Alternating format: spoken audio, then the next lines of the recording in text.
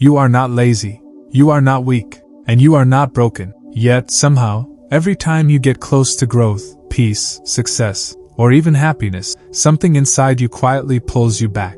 You procrastinate on things that matter. You ruin opportunities you secretly want. You sabotage relationships you care about. And when things start going right, you suddenly feel anxious, restless, or doubtful. Carl Jung believed this is not an accident. He said, "Until you make the unconscious conscious, it will direct your life, and you will call it fate." In simple words, your mind may be running your life from the shadows, while you think you are in control.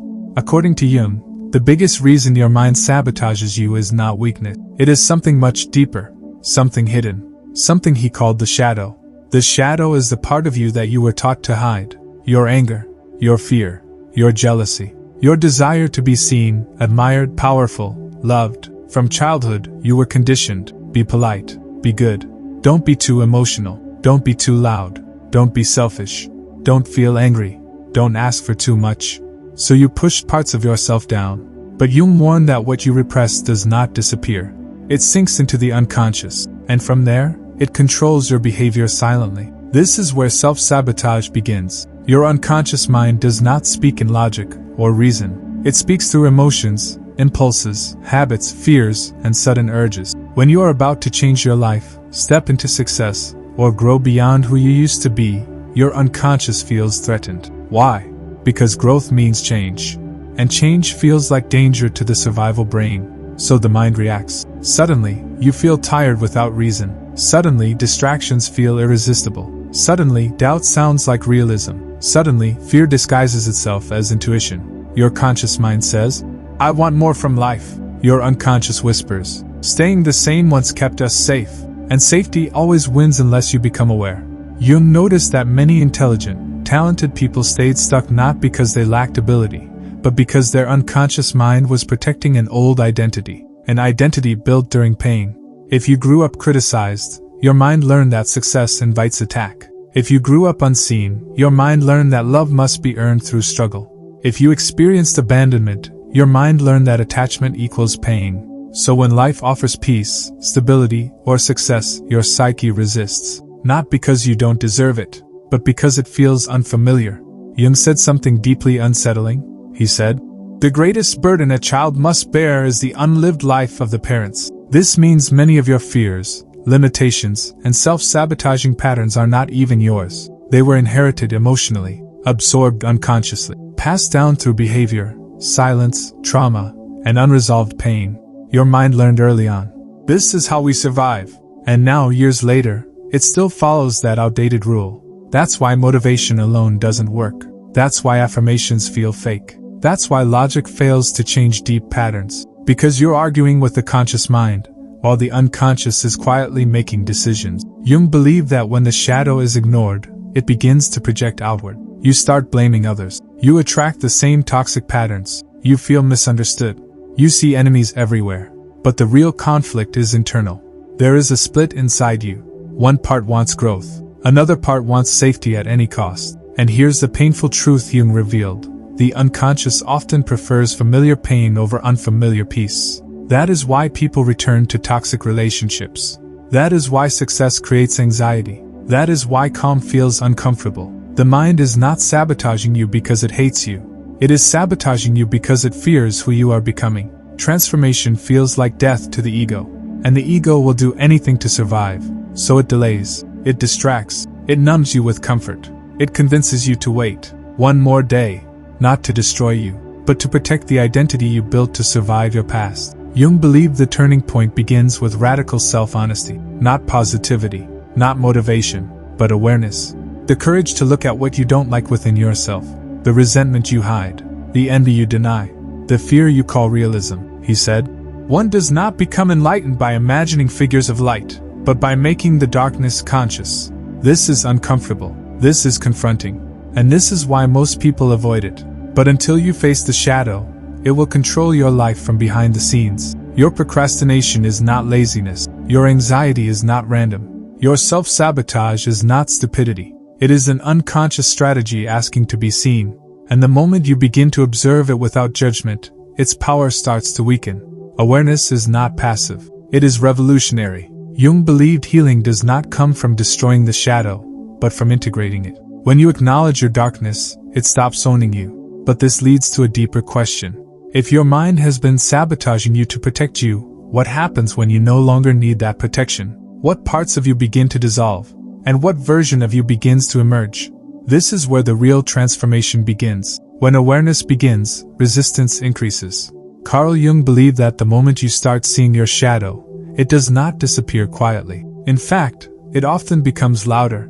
Old fears resurface. Old habits fight back. Old patterns demand attention. This is not failure. This is progress. Because the unconscious does not like being exposed. It has ruled silently for years. And now, awareness threatens its control. Jung said that most people quit inner work at this stage. Not because it doesn't work, but because it works too well. Seeing yourself clearly is uncomfortable. It destroys the stories you tell yourself. It removes the illusion that others are the problem, and the ego hates that. The ego wants to stay right. The shadow wants to stay hidden. But growth demands something radical. Integration. Jung did not believe in killing the ego or destroying the shadow. He believed in bringing them into consciousness. Because whatever you fight internally, you strengthen. Whatever you accept consciously, you transform.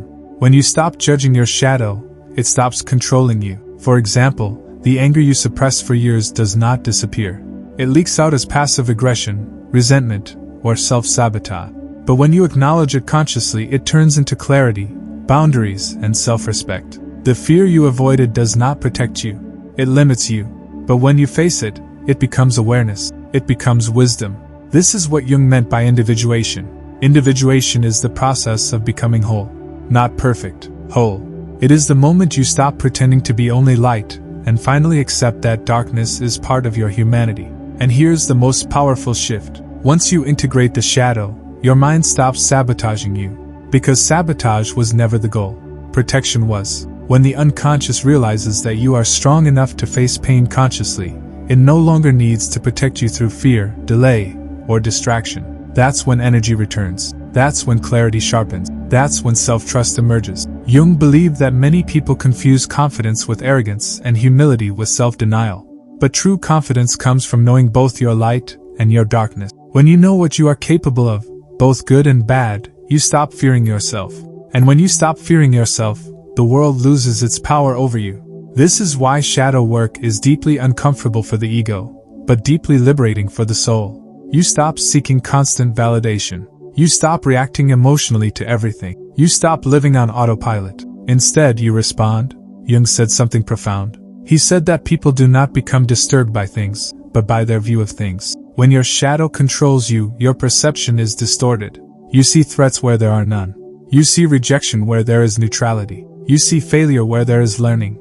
But when awareness grows, perception clears. You realize that many of your fears were never about the present moment. They were echoes from the past. Old wounds speaking through new situations. This is why Jung believed healing is not about fixing the present, but understanding the past consciously. The child inside you still believes certain things. That love must be earned. That success invites punishment. That being seen is dangerous. Until those beliefs are made conscious, your mind will continue sabotaging you in subtle ways. But once you see them, something shifts. You stop identifying with every thought. You stop believing every emotion. You start observing. And observation creates space. In that space, choice is born. Jung believed that freedom is not the absence of fear.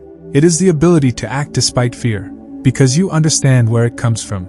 This is the difference between reacting unconsciously and living consciously. Most people live as fragments. One mask for work, one mask for family, one mask for society. But the shadow holds everything that doesn't fit those masks. And the longer you hide it, the heavier life feels. But when you integrate it, something unexpected happens. Life becomes simpler. You no longer need to prove yourself constantly. You no longer need to impress everyone. You no longer need to escape yourself. Because you are no longer divided inside. Jung believed that the ultimate goal of life is not happiness, but wholeness. Happiness comes and goes. Wholeness stays. And wholeness means accepting that you are complex, contradictory, evolving, and unfinished. Once you accept that, your mind stops fighting you. Instead of sabotage, it becomes an ally. Your intuition becomes clearer. Your decisions become grounded.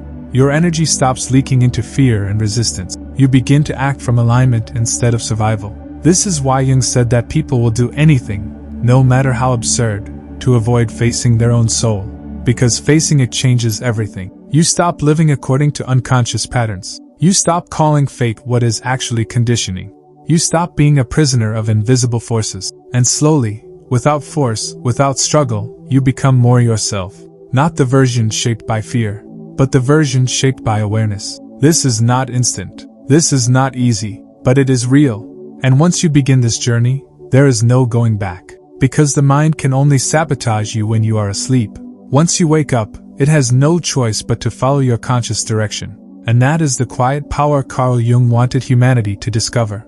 Not control over others, but understanding of oneself. Because the moment you understand your inner darkness, it no longer controls your destiny. It becomes your strength. If this message resonated with you, remember this: nothing inside you is broken. The parts of you that feel confusing, heavy, or self-sabotaging were never your enemies. They were survival strategies formed in moments when you didn't have awareness. Carl Jung didn't teach us to reject ourselves. He taught us to understand ourselves. Because the moment you bring light to the unconscious, it stops controlling your life from the shadows. Your fears lose their grip. Your patterns lose their power.